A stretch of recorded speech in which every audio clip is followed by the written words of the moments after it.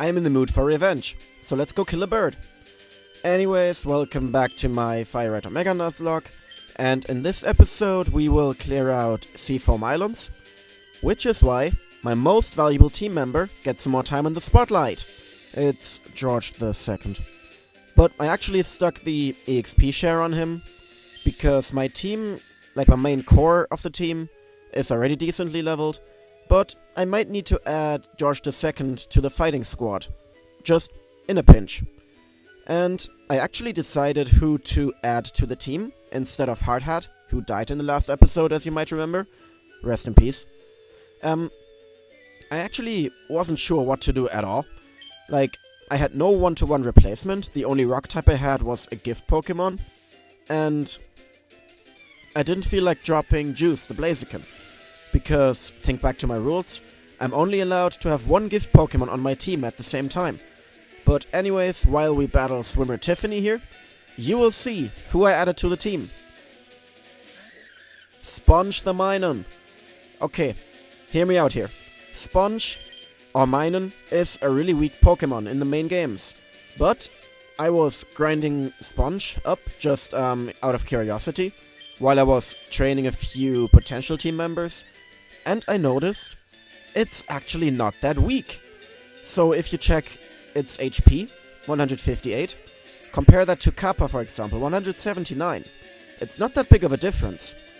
And also, look at that speed and special defense. Yeah, it's really good. So, I've never used a Minun, so I'm excited to try it out. And also, it's kind of a one-trick pony at the moment, and it'll probably stay that way, because its only attacking move is Thunderbolt, which I gave it from the Game Corner TM. Yeah, and I don't think it can learn anything decent other than that. I'm pretty sure it learns Iron Tail, but let's face it, I'm not gonna get use out of Iron Tail with that attack stat. But that's why I kinda decided to make him an Annoyer. So he has Thunder Wave, he has Encore, and I'm also planning to give him either Psychic or, not Psychic, Light Screen or Toxic. I haven't figured that out yet, but I will do so eventually. But for now, let's visit a cave. So this cave has a kind of puzzle mechanic. You need to move those boulders into the holes, which is not coming into play now. I'm just gonna do it to demonstrate here. But this is the reason why I brought George II along. Because later in the dungeon, to get to Articuno, spoilers by the way, you need to move a few strength boulders into holes, just so you can stop the current in, like, a water area. Thank you, Snorunt, for pitching in. Yeah, I don't know. In these games, I don't know why the developers felt the need to put in Pokemon cries on the overworld. It definitely improves the atmosphere, but it's kind of weird. Like, all of a sudden, you're just wandering through a cave, and all of a sudden it goes... So, that always struck me as weird. I don't know why. Oh, Big Pearl. That's nice. Big money. And while we mosey on along, we find more items. Waterstone, huh? It's not that special, actually. You can buy Waterstones. And also, I used to Repel, just out of habit. But I kind of regret my decision now, because I would like to see what kind of Pokemon there are here. Oh, and just to demonstrate, these are the tough currents that you can't surf on at all. So that's why you need to move those boulders here into the holes, just to stop the current. And let me see how to do this. I think I moved this all the way to the left. Let me see.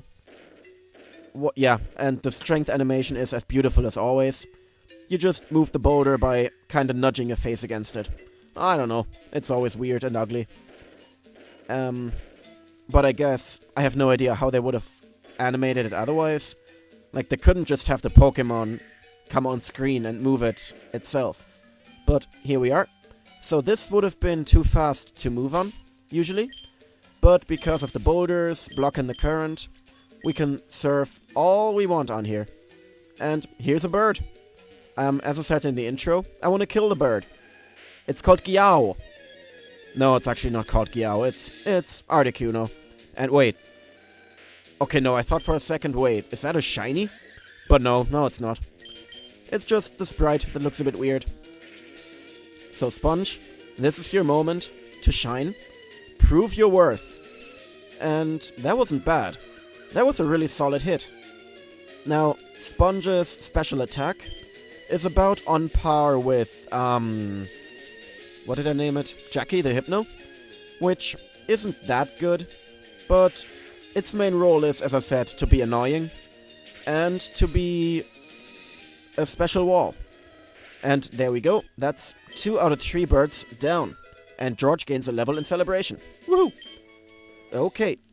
And yeah, Articuno just vanishes. And just like that, it's gone, like an angel's kiss. But yeah, that aside, that didn't take even half as long as I anticipated. Wow. Seafoam Islands is done. So, while I'm going on my way out here, I believe there's a few more items we can collect, but not here. So, let me tell the story of the day, if you want to call it that. So, I saw the Pope today. Yeah, so what happened was, Pope Francis is currently over here in the country. Basically to visit a big event that's happening. And he's gonna hold a gigantic mass tomorrow. I'm not even kidding. There's gonna be it's gonna be attended by 500,000 people. And that's not an exaggeration. Those are actually the numbers they're anticipating. Let me just see if I have a, what's it called? Escape rope? Yes, I do. I have more than enough. So what I'm gonna do is now, I'm just gonna fly back to Cinnabar. Because I think there's no more trainers here. I think I beat everybody. So, yeah, George, your job is over. Thank you for helping out, I guess. But yeah, as I was saying, there's gonna be a gigantic mass of over 500,000 people. But that's tomorrow. But today what he did was, he was kind of doing some stuff in town, visiting a church and stuff. And he was also driving around town in his little Papa-mobile, which was fun. And also today, on that little tour, they expected around 100,000 people on the streets. I know, really weak. No, it's not really weak. It's a huge number of people. But, yeah. So as for me, I was actually working today. But, on his tour through the town, he actually drove by the street where my office is at. And since my office is on the 3rd floor of the building, and the windows are actually showing the streets, I could see him perfectly when he passed by. So, he was expected at that place at around 4:30. Like 4:30 p.m. That is not in the morning. But I was, my colleague and I, there was another colleague at work, we just were watching the streets to see everything develop. And at 3 p.m., there was already a massive crowd forming. A crowd of people trying to get a good spot. I don't know, it was almost like them waiting for a parade to start. Like a big St. Patrick's Day parade or a pride, I don't know. And they even had those barricades you always see at a parade. But that was insane that they waited for hours just to see the Pope for 5 seconds. Because when he actually drove by, in his little Papa-mobile, standing on his little podium on there, he was waving at people, and people were waving back. But you could only see him for 5 seconds, and then he was gone again. So, it was such a big build-up to just see him for 5 seconds, and then he was gone. People are crazy at those big events, I don't know. And also, I can't believe how many people were there, and also how fanatic they were, if you will. I'm calling them fanatic because they, almost everybody brought one of those white and yellow Vatican flags. Some of them had even Welcome Francis flags with his face on them. And other people even brought their country's flags. So when I looked around the crowd, I saw a Brazilian flag, a Polish flag, a Mexican flag. It was such a big get-together. And my favorite part was someone actually brought a life-size cardboard cutout of the Pope, and he was waving it around the town, around the crowd, showing it to him. It was funny. I thought that was hilarious. And there are my repels. Okay. And what I also found hilarious was some people living in a house across the street wrote a message on their windows by sticking papers onto the windows. And the message read, "Nope, Pope." Which, yeah, as I said, I found hilarious. But later on, they actually changed their minds. And they changed the message to "Dope Pope." Which, I don't know what made them change it. Or I don't know what made them change their minds, rather. But I can just assume that drinks were involved, as is tradition. Okay, hello, random trainer. I can't get out! How about you experiment a little? You know, there's buttons here in the statues. Oh, Burglar Arnie. Well, that's fun to say. Say that 3 times in a row fast. Burglar Arnie, Burglar Arnie, Burglar Arnie. I already failed the first time I realized that. But, whatever. Yeah, so back to the Pope. My favorite part of the event was the convoy that followed him when he was driving by. So as you would expect, the convoy was led by a few police cars. Then there was the Pope-mobile itself. A few vans with blacked out windows, like a press van. Some more police cars. And then, at the end, were like 10 policemen on bicycles. Looking like as if they were participating in the goddamn Tour de France or anything. Like, I don't know why they were on bicycles of all things. Like, they could have been on motorcycles, they could have been in cars. Nope, bicycles. Gotta save the environment, I guess. But then again, that street my office is at might be quite the famous spot, low-key.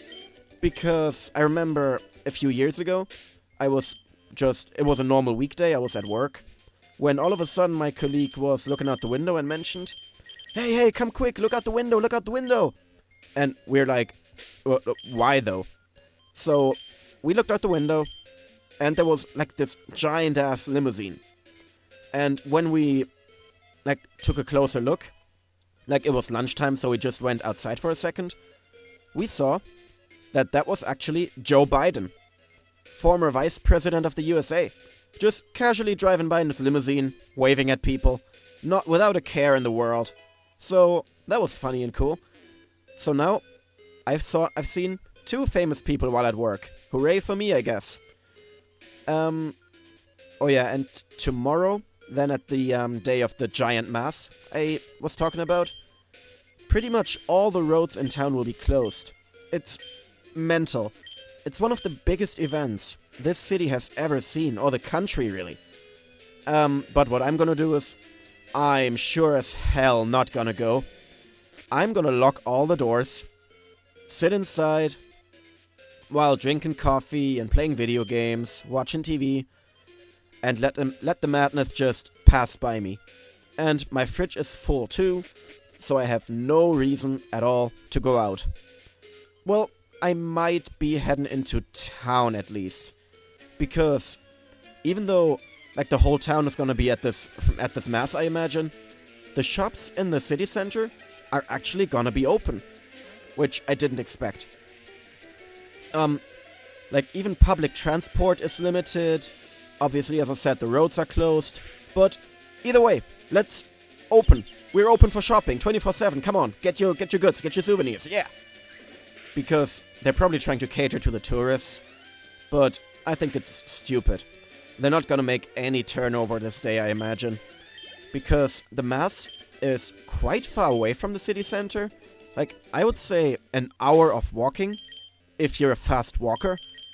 So, yeah, not very likely. Oh, max potion, perfect. And also, while I was telling that story, I kinda neglected reading those diaries, which actually provide quite a bit of lore, involving, as you can see here, Mew, and also Mewtwo. So, yeah, there we go. So, on February 6th, Mew gave birth, which legendary Pokemon can't give birth, so I don't know what is up with that. But because the scientists are just as creative as a brick wall, or like me. They named it Mew number 2. I know, very, very creative. Yeah, these people are stupid. That aside, we will waste all our repels because I don't know what I'm doing. I'm just walking around blindly. Because I haven't done this dungeon in a while.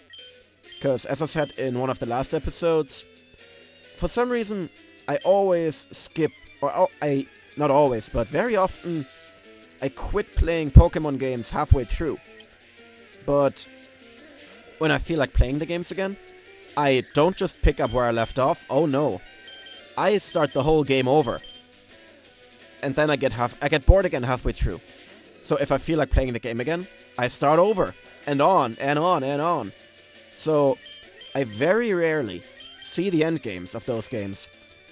Which, I don't know why. I just get bored of them. Electric is such a violent cry. I don't know what's up with that. And also I hate static, by the way. Can't stand it. Oh, wow. Did I see that correctly? Is that guy seriously using a Spearow? This Spearow is level 43. It could have evolved to a Fearow 23 times. What are you doing, scientist dude? And why do you even have a Spearow? You're supposed to have like electric and steel types. Yeah, like Ampharos. Oh, Ampharos. That reminds me. I have nothing to handle electric types anymore. Hard Hat was more important than I bargained it for, huh? I guess we'll just have to wait it out. Yeah. I mean, I do have a ground move on the team. Juice has Dig.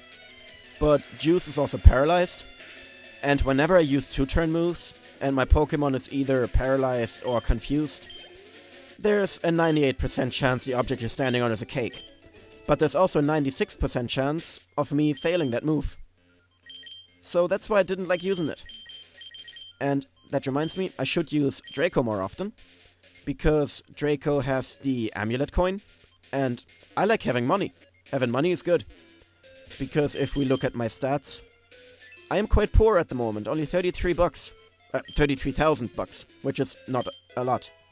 But yeah.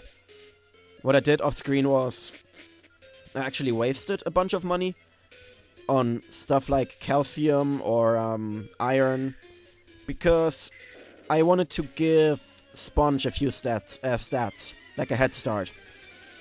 Because when I started grinding it, I thought, oh, it's gonna be really weak. It needs a bit of help. But no, it gained its stats pretty naturally. And it's very, very strong defensively. Like on the special side, I mean. So I have a feeling Sponge got a stat buff in the hack. So that's the only way I can explain it. And Marowak, you should have died. Marowak, why are you still alive? I know you have good defenses, but still. Draco is a beast. Well, it's more of a bat, but whatever, let's not be literal. Okay, that's Marowak down and Wheezing, huh? I haven't seen one of those in a while. I lied. Yeah, I continued my grinding against the bikers on top of Cycling Road. And specifically, I grinded against one of them who had a Wheezing, a Coughing, and another Wheezing. Because, again, I felt like giving Sponge a few defense IVs. Or, no, EVs. I always mix up IVs and EVs. I don't know why. Okay, and as a tradition, is there a hidden item in the plants? Let me see. And waste your time. You have a few seconds to spare, right? I know I do. Yeah, let's check some more plants. Yeah, action! I should really improve on my gameplay in this episode.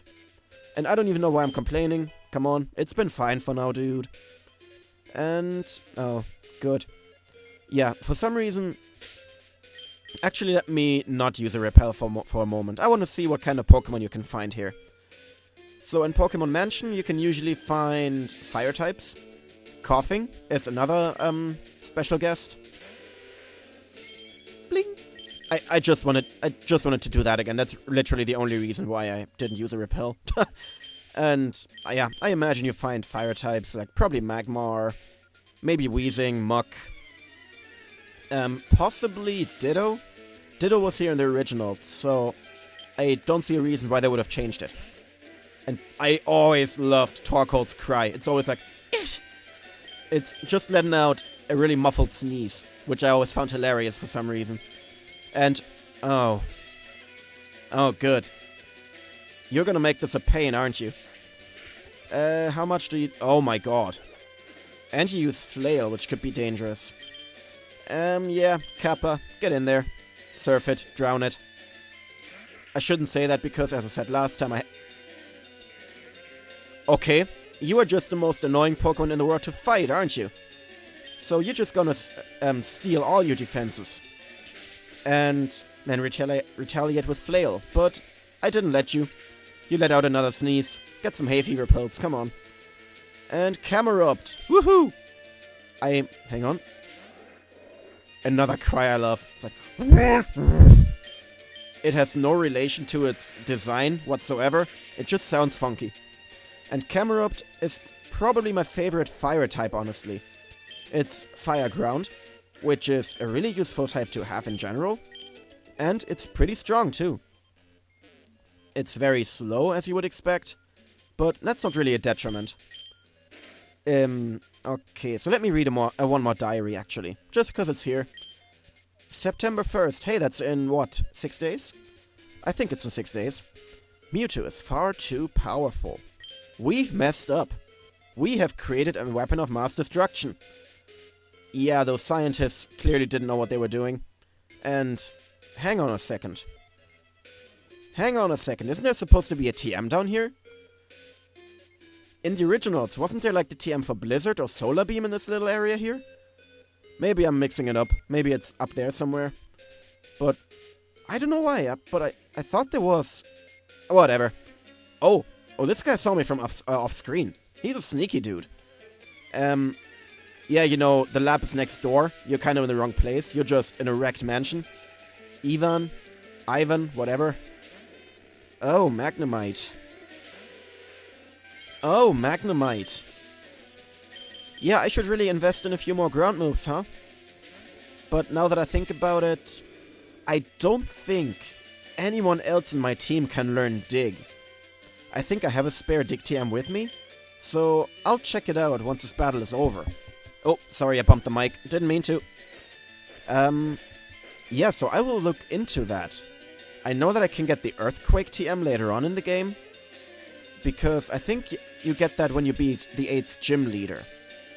But that's still a ways ahead. And the next gym leader is Fire. Yeah, that's his name, Fire.